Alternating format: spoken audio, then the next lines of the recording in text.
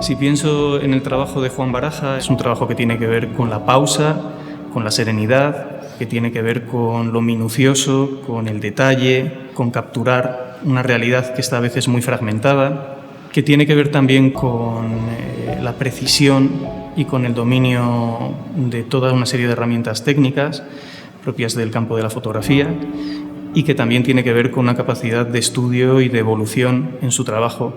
Creo que eso es lo que los espectadores y los visitantes van a poder apreciar en un proyecto como Contra todo lo que reluce, Efectos del tiempo, que se puede visitar desde ya mismo en las salas de Museo ICO.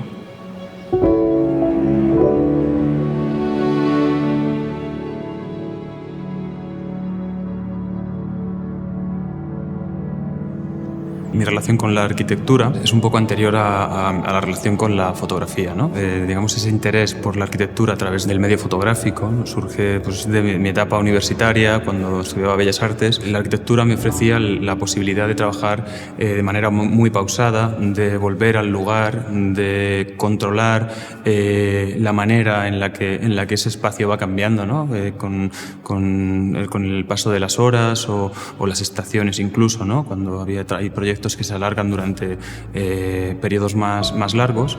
Y bueno, luego también esa idea de que el espacio es algo que en realidad nos acompaña desde siempre, ¿no? y que atravesamos o a lo que nos acercamos a través de todos los sentidos, ¿no? ¿Qué se va a encontrar el espectador en ese tránsito? Un trabajo que abarca prácticamente 10 años, una década muy significativa en la carrera profesional de cualquier artista, que es ese paso de los 20, 30 hacia los 40. Presentamos 8 proyectos, que en realidad son 10 series. Hablamos entre otras cosas también de proyectos utópicos, de grandes iniciativas y de cómo el paso del tiempo también, ¿no? en ellas ha generado unos espacios distintos, ¿no? Va a ser muy sencillo comprobar cómo Juan Baraja, en este caso, desde los proyectos que ha hecho en el norte de Europa, los proyectos que ha hecho en Cerezales, bueno, pues va incorporando cada vez capas más complejas, un nivel de madurez muy apreciable en series como Utopía Habitative o como la recientemente iniciada Y Vasca.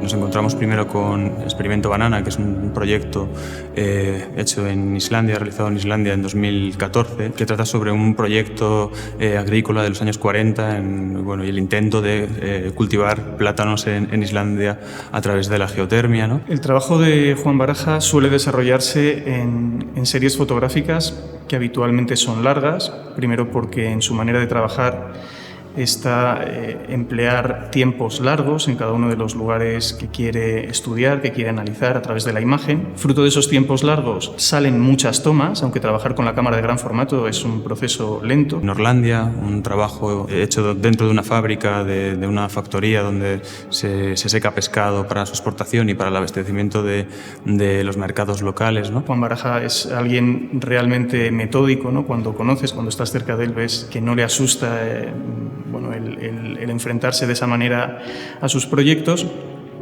y eso da lugar a que permanezcan en muchos casos abiertos durante muchos años. Estos proyectos, Norlandia y Experimento Banana, se cruzan en esta exposición con encargos, ¿no? con proyectos que surgen a partir de un encargo, como es la serie Cerezales, un encargo de la Fundación Cerezales Antonino y Cinia. Me proponen hacer un proyecto sobre el nuevo equipamiento de la Fundación, un edificio de Alejandro Zaera, situado en un pueblo de León, en Cerezales del Condado, una aldea, un pueblo de 30 habitantes en el que el edificio pasa totalmente desapercibido, ¿no? Y aparte de ser un edificio sostenible y integrado en ese entorno rural, ¿no?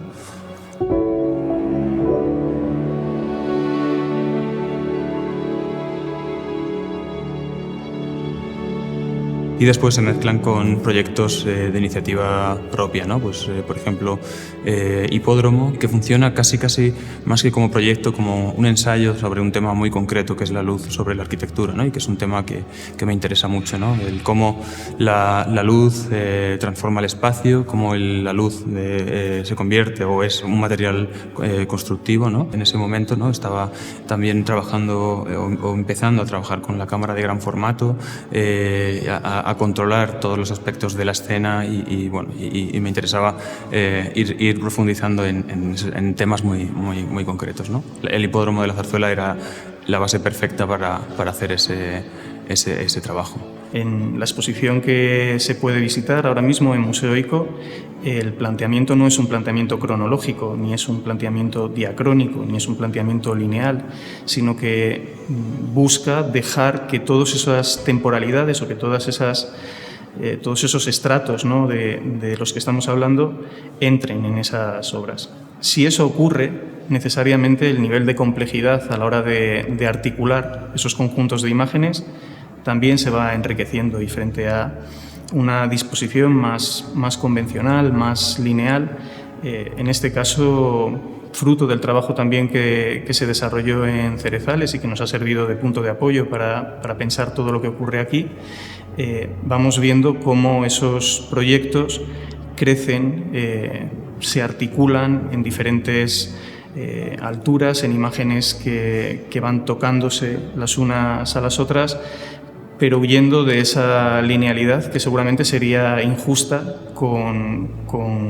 contar la complejidad que tiene cada uno de los proyectos. Después nos encontramos con otros encargos, por ejemplo, como la Y Vasca, es un encargo de la Fundación ICO para fotografiar a modo de emisión fotográfica el recorrido del tren de alta velocidad en Euskadi, ¿no? Con todas las capas que ese proyecto puede tener, ¿no? Desde los temas políticos hasta el impacto medioambiental, el propio seguimiento de obra, ¿no? De la construcción de las infraestructuras o bueno, cómo está afectando a la comunidad vasca, ¿no? O sea, hay muchas capas y de hecho presentamos este trabajo como un trabajo, un proceso, un work in progress, ¿no? De algo que está en su fase más inicial. Y también es sencillo ver cómo a los proyectos de esos primeros momentos, ¿no? de hace 8 o 9 años,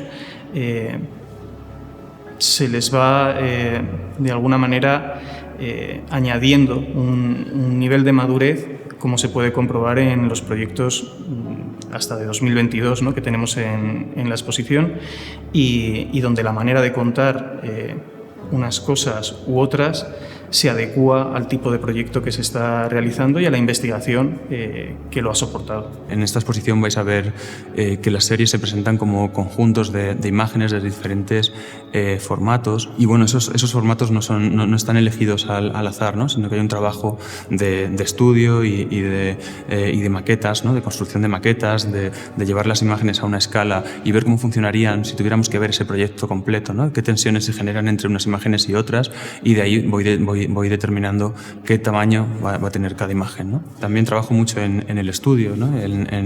Cuando digo que bueno, soy un poco controlador en ese sentido, ¿no?, de mi trabajo y de cómo quiero que se muestre, ¿no?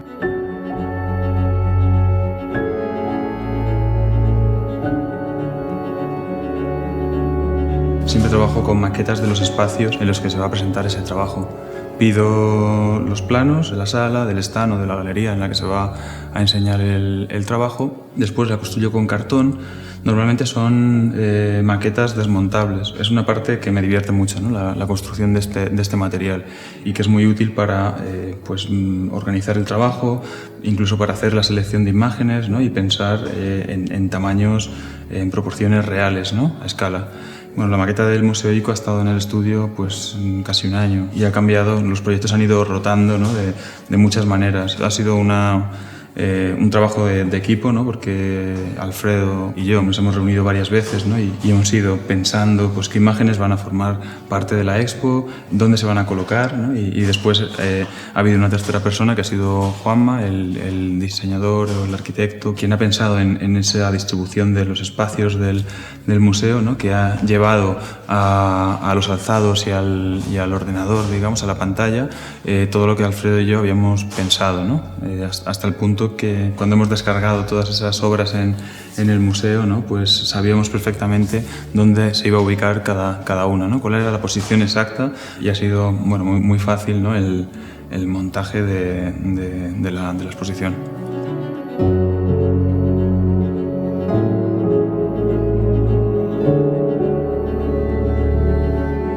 Y por último tenemos una gran sala, que es la sala de arriba, en la que hemos planteado el proyecto Utopía Habitative, y también un proyecto realizado en Portugal que de alguna manera no contraponen ni mucho menos, sino que se complementan, ¿no? Y que parten desde la arquitectura moderna aplicada a los edificios de vivienda en Portugal, ¿no? Hasta cómo esa influencia, ¿no? de esa arquitectura moderna, de Le Corbusier, de las nuevas maneras de habitar, se lleva al extremo, ¿no? en las ciudades, en algunas ciudades italianas, donde se construyen grandes edificios de vivienda social, ¿no? con la idea de crear una comunidad que en ocasiones no funciona. Quizás las instituciones culturales deberíamos ser capaces en ocasiones de ser menos resultadistas, ¿no? Y hay que hacer un poco de autocrítica en ese sentido y arriesgarnos y poder trabajar con artistas que no están en sus etapas más avanzadas, que tienen cosas por descubrir y donde podemos ser una ayuda importante para su trabajo. En este caso estamos en Madrid, estamos en el Museo ICO, con un proyecto donde ya hay unos niveles de evolución muy marcados, y eso es lo que creo que era interesante tener la oportunidad también de trabajar con él en este caso, en Contra todo lo que reluce, efectos del tiempo.